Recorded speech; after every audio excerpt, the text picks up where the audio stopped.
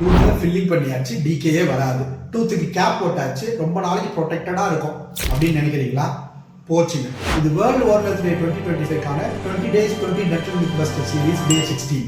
crowns and fillings டிகேக்கு protection கொடுக்கும். ஆனா இது லாங் டர்மா சக்சஸ்ஃபுல்லா இருக்கணும்னா நீங்க அதை ப்ராப்பரா மெயின்டைன் பண்ணணும். டூத்ல இருக்க டிகே பார்ட்டை ரிமூவ் பண்ணி அந்த இடத்துல அதுக்குரிய மெட்டீரியல் யூஸ் பண்ணி ரெஸ்டோர் பண்றது பேரு தான் ஃபில்லிங். இந்த மாதிரி ஃபில்லிங் பண்ண முடியாத சிவியர்லி டேமேஜ் டூத்தை கேப் ஃபிக்ஸ் பண்ணி ஃபங்க்ஷனையும் ஸ்ட்ரென்த்தையும் ரெஸ்டோர் பண்றது தான் கிரவுன். இதை எப்படி கரெக்டா மெயின்டைன் பண்றதுன்னு கேக்குறீங்களா? எப்பயுமே சொல்றது தாங்க, daily twice brushing and flossing, regular dental checkup. Once fix பண்ணிட்டு வேலை முடிஞ்சிச்சுன்னு போயிடக்கூடாது.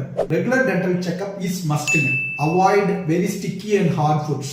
டென்டல் கிரவுன்ஸை நீங்க ப்ராப்பரா மெயின்டைன் பண்ணலைன்னா கேப்புக்கு அடியில பாக்டீரியா ட்ராப் ஆகி புதுசா கூட டிகே வரலாம். இதெல்லாம் ப்ராப்பரா பண்ணா உங்களோட ஃபில்லிங்கோட லைஃப் 5 to 15 years வரலாம். கிரவுனோட லைஃப் 10 to 20 years கூட வர வாய்ப்பு இருக்கு.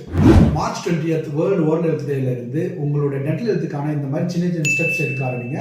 They will all be helpful for your teeth and for your smile.